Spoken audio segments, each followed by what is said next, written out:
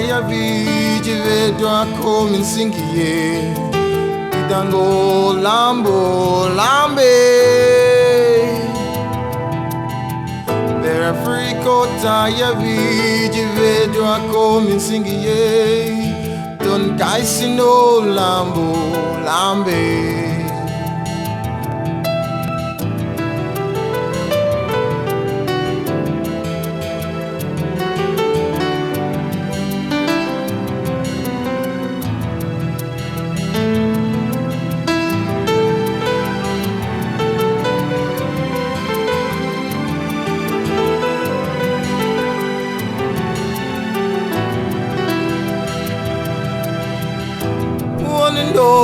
Ben lady ni emwe ya tunilaninde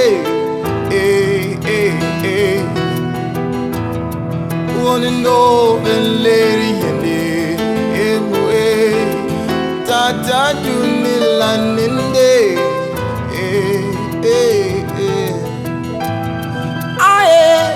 a música.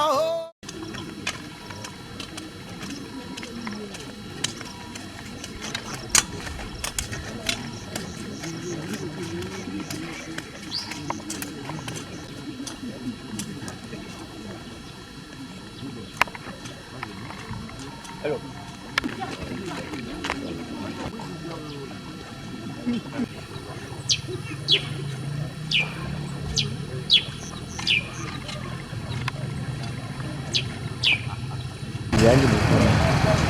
Ayali on here.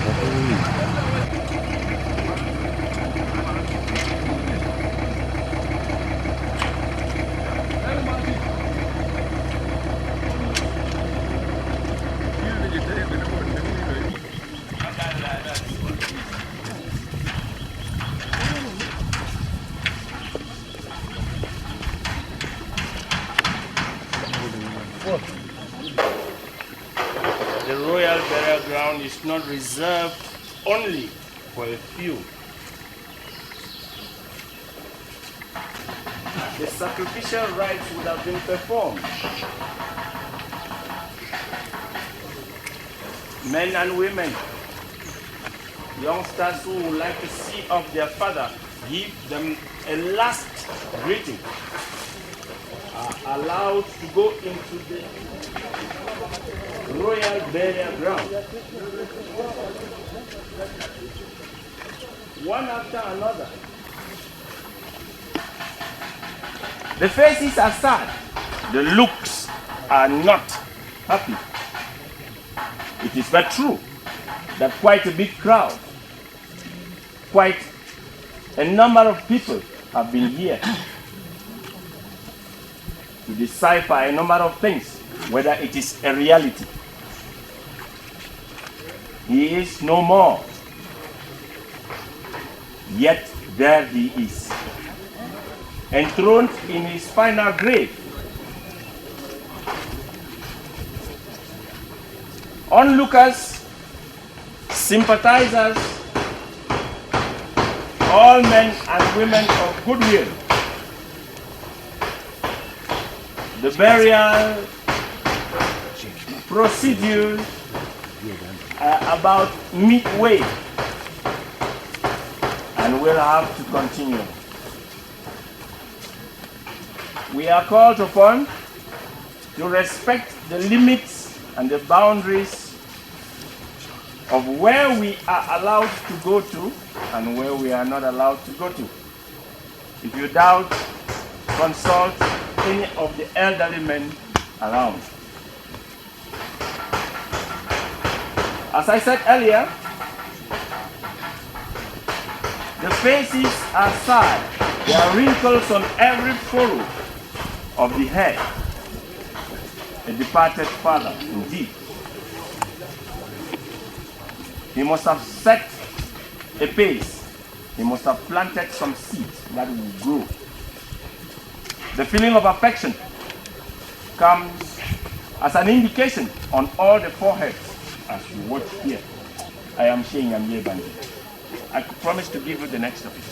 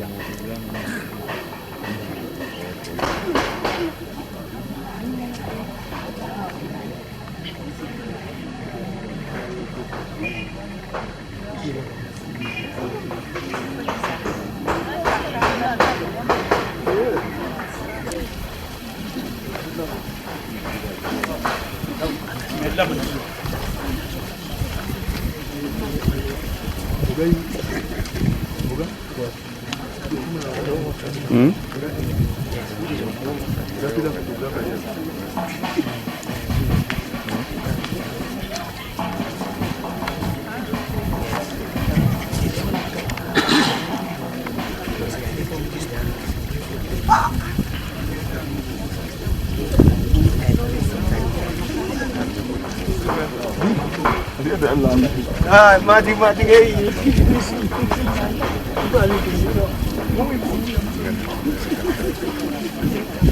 Apa cik ni?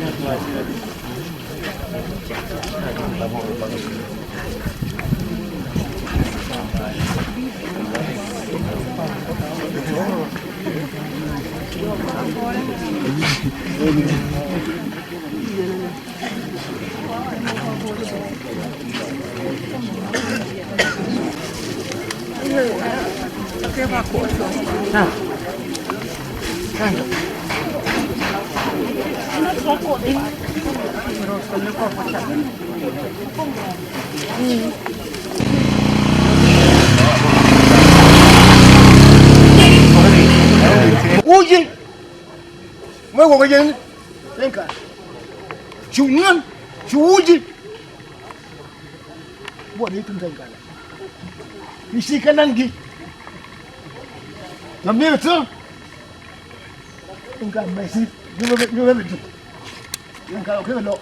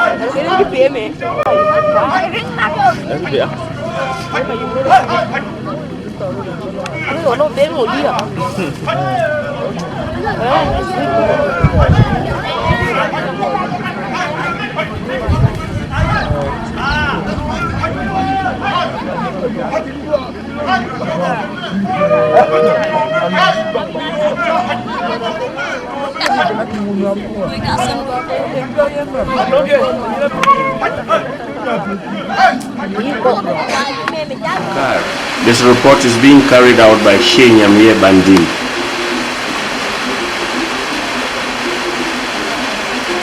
Tume Ntani the first, laid to rest on the 10th of September 2008.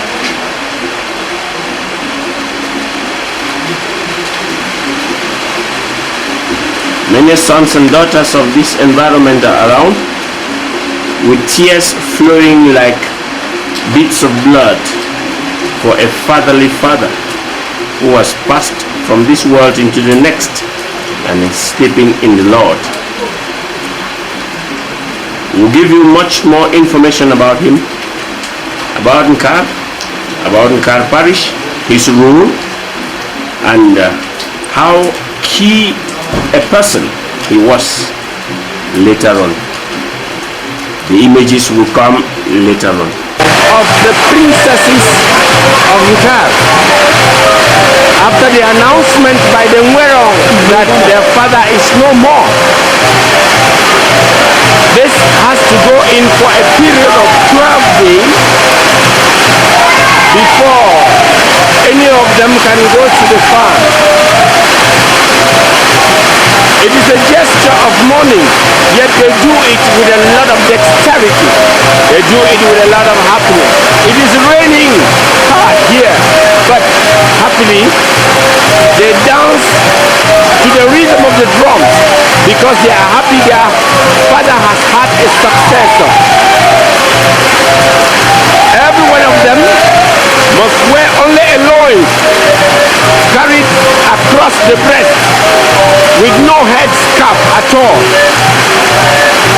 The princes, like the one we are seeing, can join them, but must carry a head with no cap. That is quite a sad situation, but it is mingled with joy because they rejoice the fact that their father has had a successor. I hope you share in the joy and the sorrows of the Nkar people. I am sharing it, but we have come to learn from it. We are still youngsters, that all funds of Nkar come and go with heavy downpours. That is why you can find this here after a royal burial. It has not been easy around this place with rain. Today, the 11th of September, I'll give you the picture. After the heavy downpour, it is significant that the funds of Nkar come and go with heavy downpours. From the runlets, it is indicating.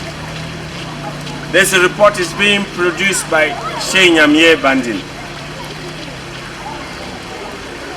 From the vicinity, all onlookers will see some fresh fiber, some lying on the ground, and some old rapier fiber hanging at the entrance into the royal burial ground. We deem it necessary to give explanations to this objective. We have just lost our father, and we share the sorrow with those who think we are in deep sorrow. We share the joy with those who think we have had a new father. There has been sunset and sunrise at the same time. But permit me give you a brief outline, a brief history of the late fond of Nkar, His Royal Highness Tume Ntani the First. In the early 1940s,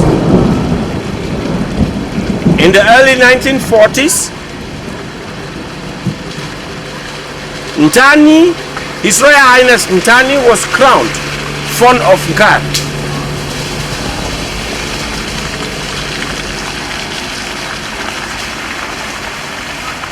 He ruled in this land for quite some time.